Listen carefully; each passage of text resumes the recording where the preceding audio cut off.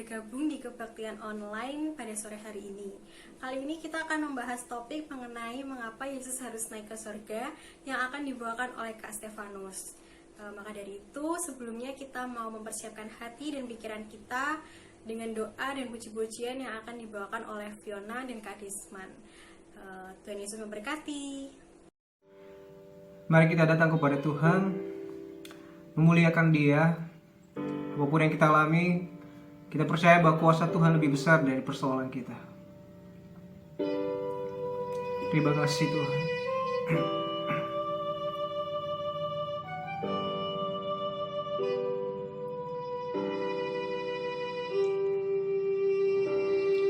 Kuasa-Mu terlebih besar, Tuhanku terlebih besar. Tak pernah terlambat janji-Mu ya Tuhan menolong hidupku. Kuasa-Mu terlebih besar, Tuhanku terlebih besar. Tak pernah terlambat janji-Mu ya Tuhan, pulihkan hidupku.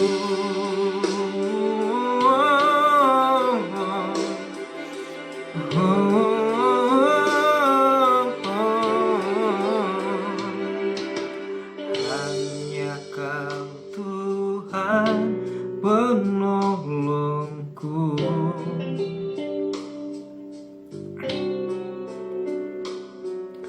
yang selalu setia bersamaku.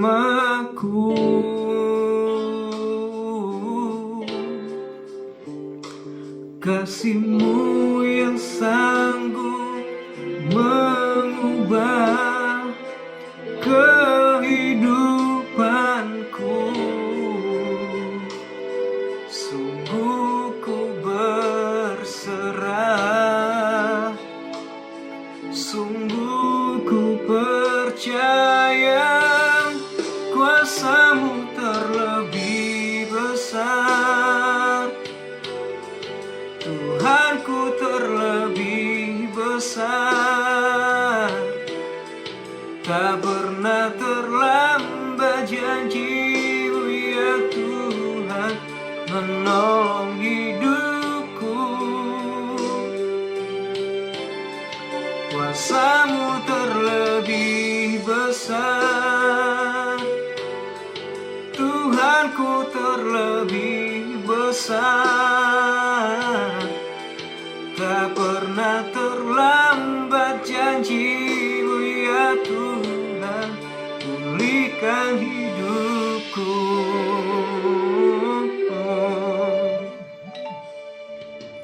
Hanya Kau Tuhan penolongku,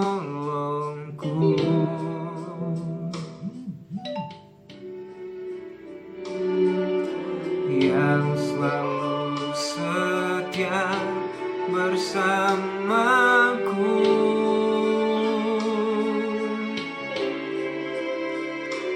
Kasih-Mu yang sanggup mengubah kehidupanku. Sungguh ku berserah, sungguh ku percaya kuasa-Mu terlebih besar, Tuhanku terlebih besar. Tak pernah terlambat janji-Mu ya Tuhan menolong hidupku. Kuasa-Mu terlebih besar, Tuhanku terlebih besar. Tak pernah terlambat janji-Mu ya Tuhan, pulihkan hidupku.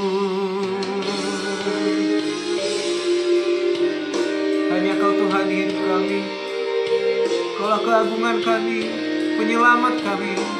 Terima kasih Tuhan.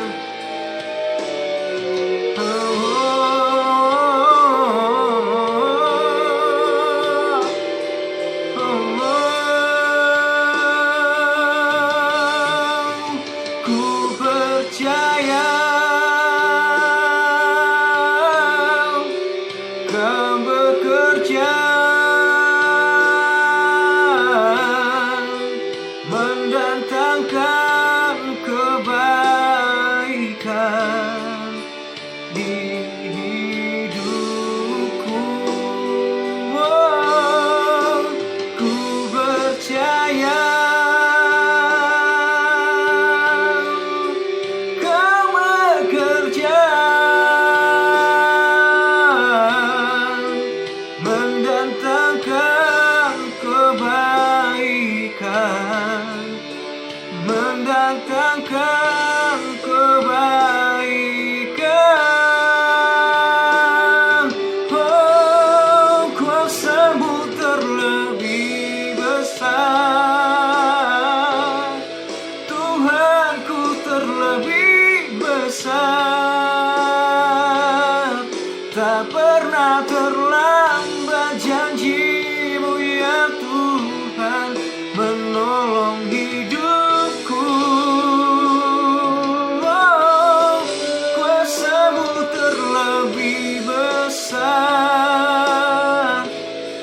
Tuhanku terlebih besar.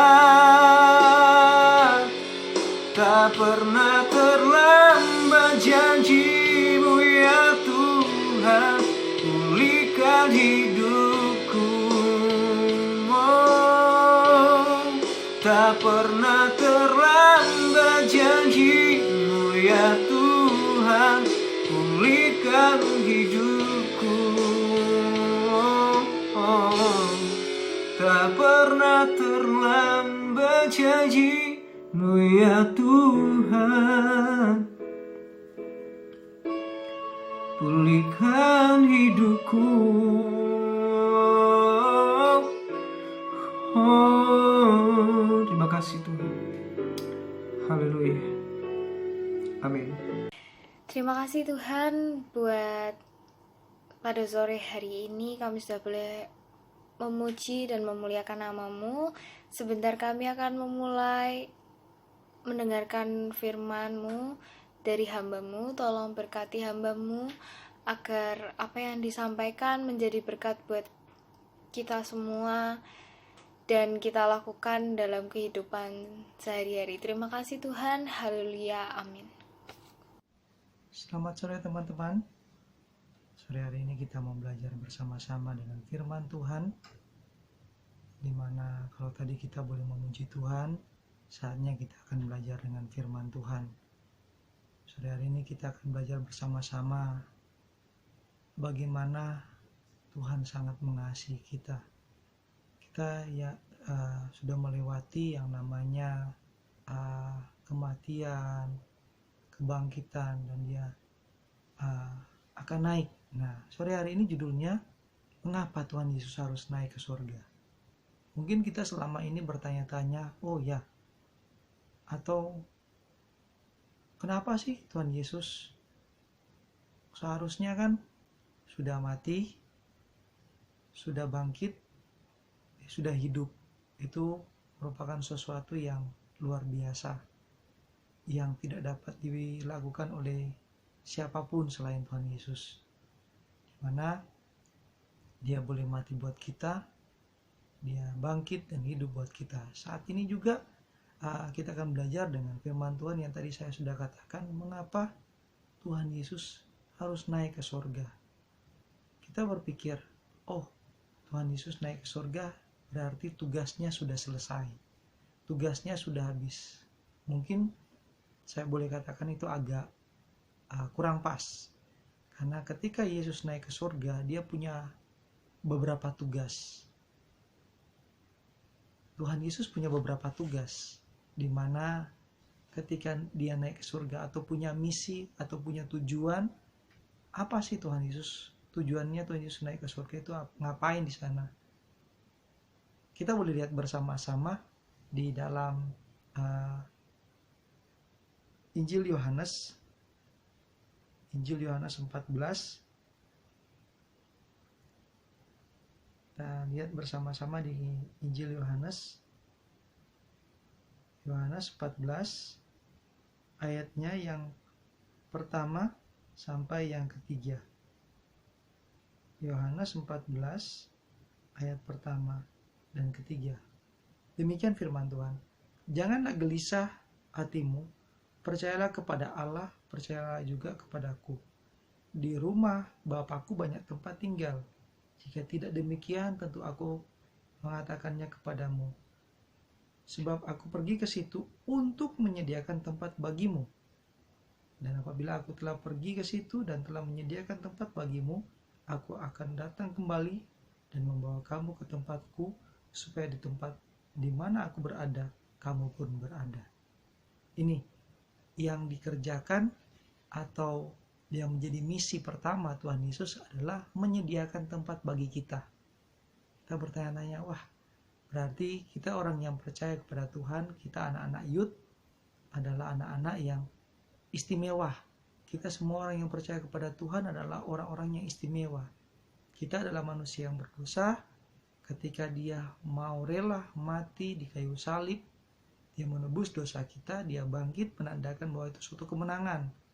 Jadi tidak hanya sekedar dia mati, namun dia bangkit, menunjukkan itu suatu kemenangan. Dia boleh mengalahkan maut. Maut itu kematian.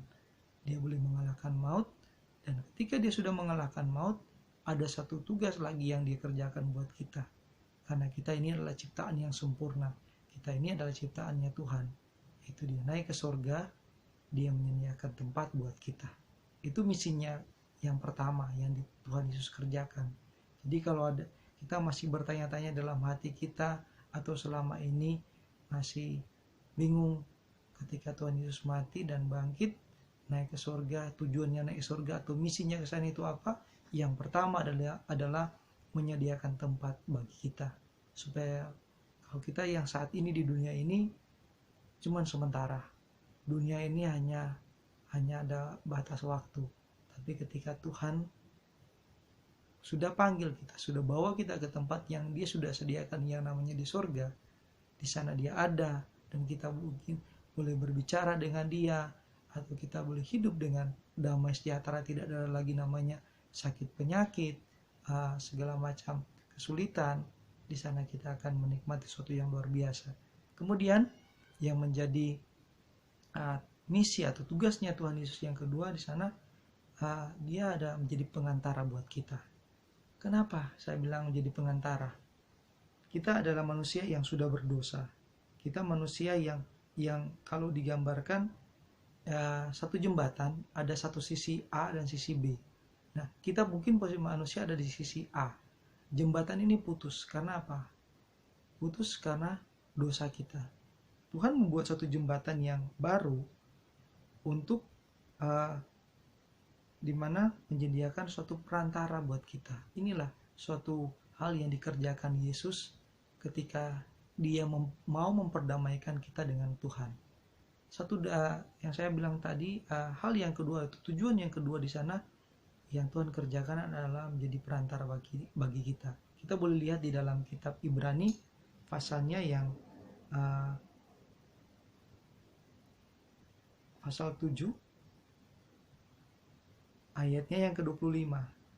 Ibrani 7 ayat 25, demikian firman Tuhan, karena itu ia sanggup juga menyelamatkan dengan sempurna semua orang yang oleh dia datang kepada Allah, sebab ia hidup senantiasa menjadi perantara, pengantara mereka. Sekali lagi saya bacakannya, karena itu ia sanggup juga menyelamatkan dengan sempurna semua orang yang oleh dia datang kepada Allah, sebab ia hidup senantiasa untuk menjadi pengantara mereka.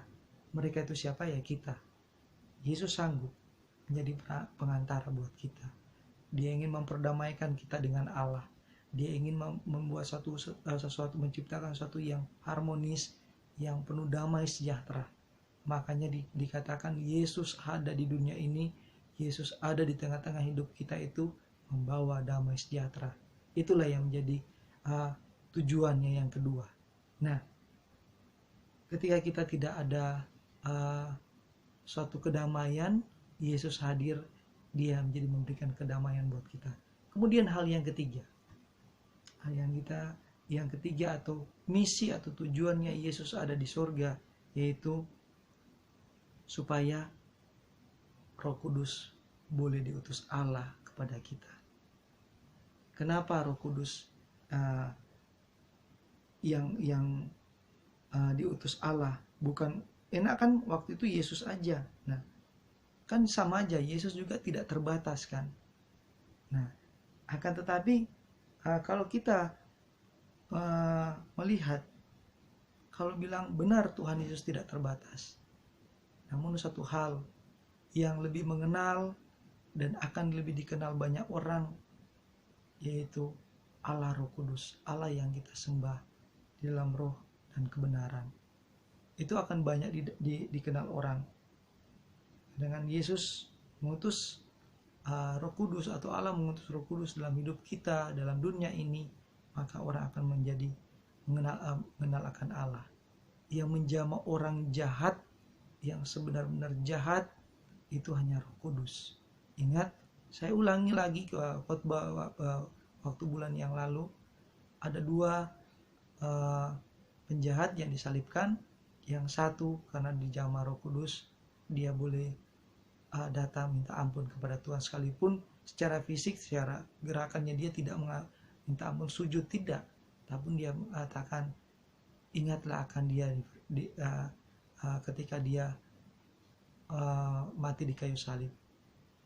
Yesus katakan bahwa hari ini juga orang yang jahat, yang salah satu orang yang jahat itu sudah ada di Firdaus bersama-sama dengan Yesus. Nah, disitulah supaya apa? Roh Kudus ada di tengah-tengah kita, ada dalam hidup kita. Dia boleh menjadi penghibur kita, boleh mengubah akan hidup kita, sehingga kita menjadi orang yang lebih baik lagi. Inilah yang menjadi tujuan. 3 tujuan ini yang menjadi yang dikerjakan Tuhan ketika Tuhan Yesus ada di sorga. Jadi yang pertama, dia ingin mempersiapkan tempat bagi kita. Yang kedua, menjadi perantara. Jadi ada orang suatu pribadi yang memperdamaikan antara kita dengan Allah. Yang ketiga, Roh Kudus ada di tengah-tengah hidup kita. Nah, misalnya Roh Kudus Yesus itu tidak naik ke sorga, tidak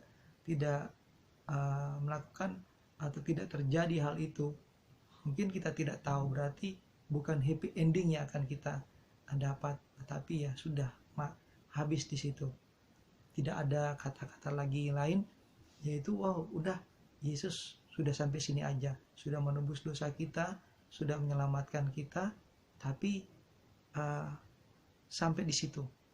Namun Tuhan, visi misinya Tuhan tidak seperti kita manusia, masih ada kelanjutannya, mempersiapkan sesuatu yang luar biasa. Biarlah renungan kita sore hari ini atau malam hari ini boleh menjadi berkat buat teman-teman Youth Galilea sekalian. Teman-teman, kita akan berdoa, di mana kita akan akhiri ibadah ini dengan doa. Mari kita berdoa. Kami bersyukur Tuhan buat kemurahan-Mu, di mana sore menjelang malam ini kami bersyukur atas kesempatan yang Tuhan sudah berikan. Kami boleh memuji, memuliakan nama Tuhan buat ibadah online ini. Itu semua karena kemurahan-Mu. Tuhan memberkati setiap kami, anak-anak youth, baik yang menyaksikan di rumah atau dimanapun. Tuhan Yesus senantiasa Engkau memberkati, sehingga kami boleh menjadi berkat-berkat buat orang lain. Kami boleh mendengarkan firman-Mu, apa tujuan Tuhan naik ke surga, di mana biarlah kami pun merasa bersyukur bahwa Tuhan itu sungguh luar biasa, Tuhan yang kami sembah. Memberkati sekolah kami, perkuliahan kami, berkati orang tua kami yang sudah bekerja, diberkati oleh Tuhan, dimanapun kami diberkati oleh Tuhan. Kami percaya berkat Abraham, Ishak dan Yakub jadi bagian hidup kami. Dalam nama Yesus kami berdoa, haleluya, amin.